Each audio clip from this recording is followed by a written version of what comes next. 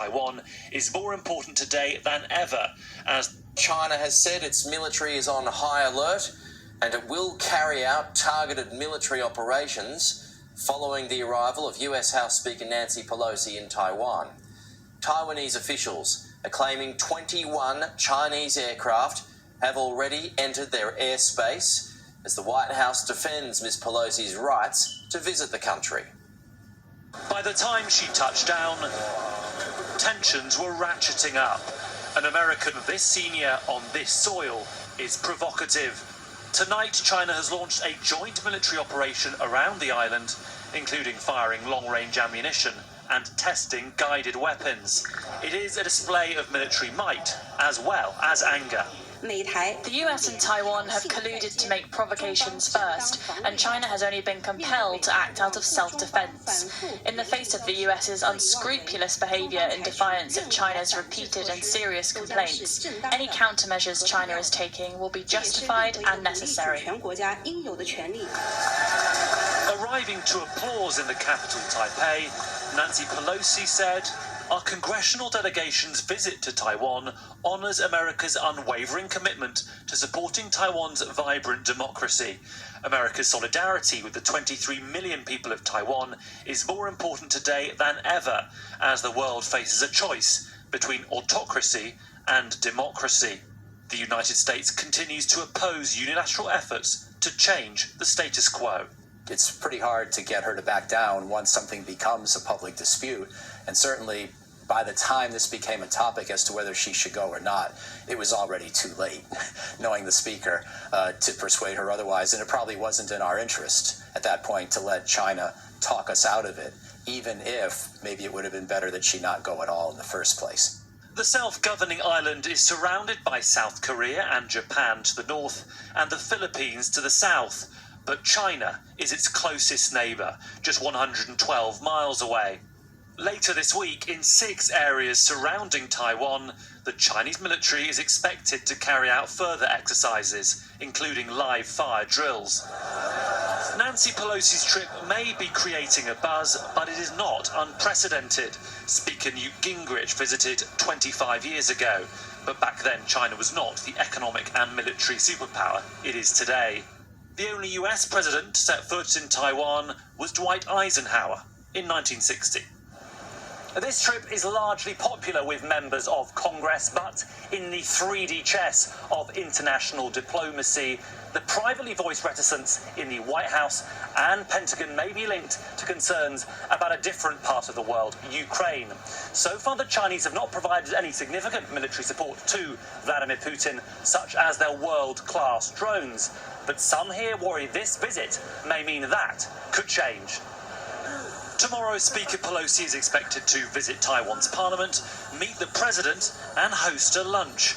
This controversial trip is just getting started. Joe Pike, Sky News, Washington. The House has defended Nancy Pelosi's visit, saying her trip to Taiwan is nothing out of the ordinary. The Speaker has the right to visit Taiwan, and a Speaker of the House has visited Taiwan before without incident, as have many members of Congress over the years, including this year. Now, this trip was the Speaker's decision, and Congress is an independent branch of government. You all know that. We're obviously monitoring her travel, as we always do for members of Congress, and we've taken all appropriate measures to ensure the safety of her travel throughout the region. 一定会在西南空域有多批次。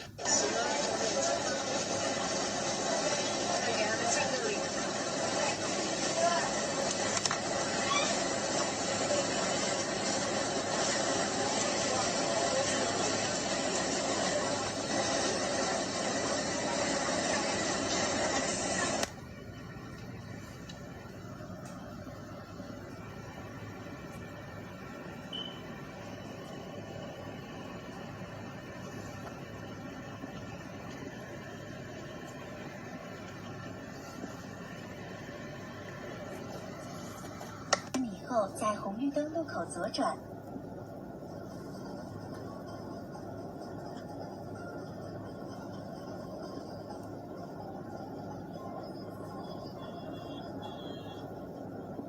即将在红绿灯路口左转。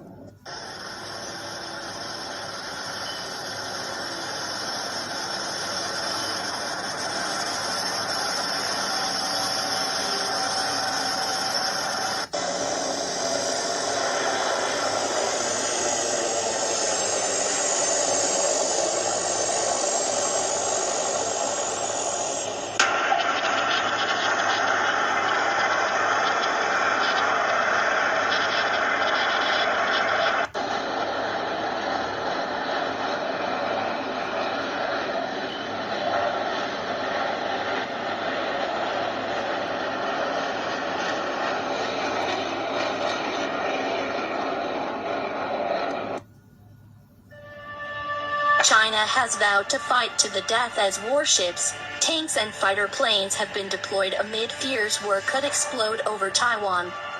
Beijing is furious and has threatened to take action as it accuses the US of provoking them over the breakaway island, which the Communist Party has long claimed belongs to China. The resolve on both sides is now being stretched to breaking point with an expected visit to the island by US Speaker and vocal China critic Nancy Pelosi. She is second in line to the presidency, behind only Vice President Kamala Harris. And should the trip go ahead, she will be the most senior US politician to visit the island, something which will infuriate China. Beijing claims the island belongs to them, but the people of Taiwan say they are a separate nation. At least two Chinese warships, a destroyer and a frigate have been seen lurking off the island, and Chinese warplanes have buzzed close to the dividing line in the Taiwan Strait. And chilling footage shared on Chinese social network Weibo appears to show a column of amphibious tanks reportedly massing on beaches in Fuji and along the Taiwan Strait. Other footage shows a large amount of military equipment on the move in the province, including tanks on trains and columns of vehicles gridlocking Xiamen. The closest point between China and Taiwan is the Kinmen Islands, which are around 6 miles east of Xiamen.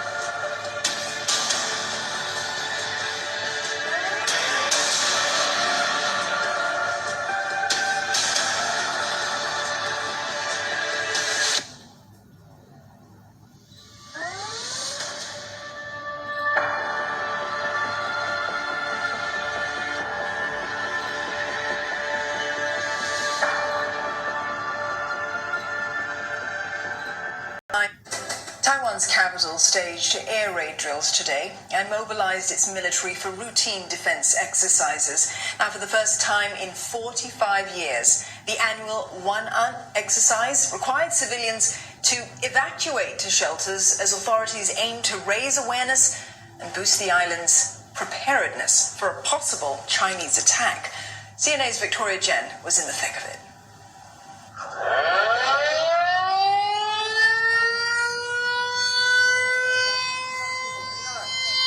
Sirens went off at exactly 1:30 p.m. local time as the annual Wan'an air raid drills kick off in Taipei.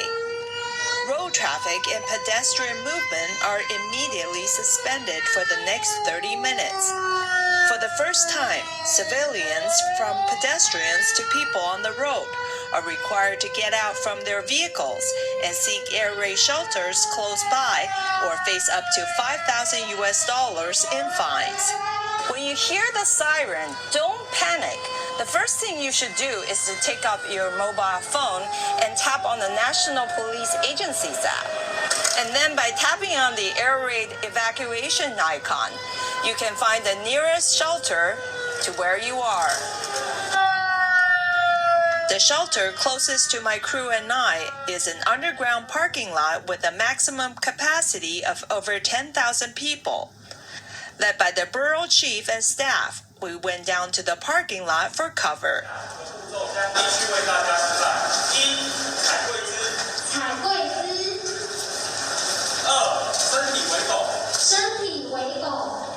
Then we were instructed to assume a braced position on the ground, with thumbs in our ears and hands over our eyes, to protect them from sharp noise and bright lights. These exercises are introduced for the first time since Taiwan began air raid drills 45 years ago. 对提升民众的这个忧患意识，对，然后 Nuclear superpower. How could I forget such a thing?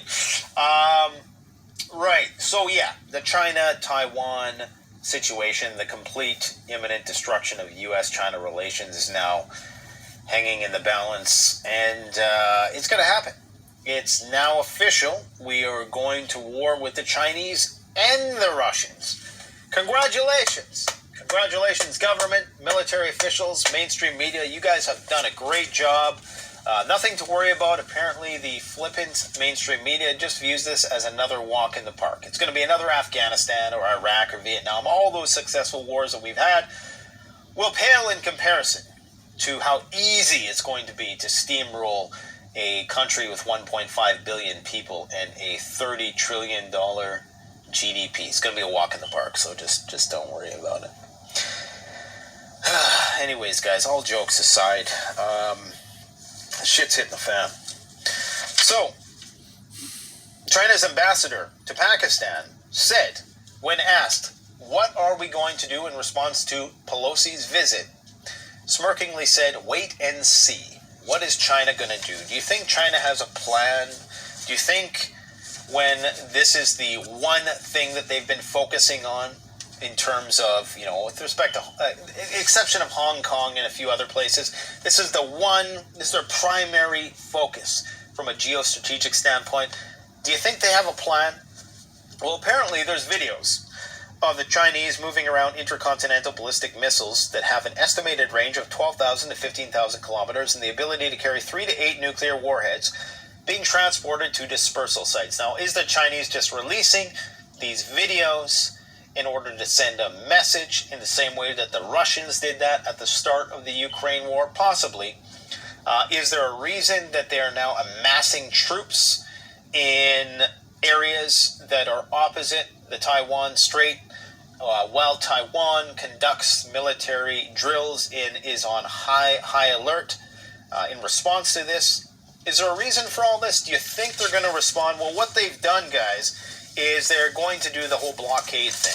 Okay, they've got these live fire exercises occurring within Taiwanese waterways, and these are positions of various warships and fleets and whatnot. And now this doesn't really do it justice, because this is a huge area. Okay, so it's not like they have the whole thing blockaded.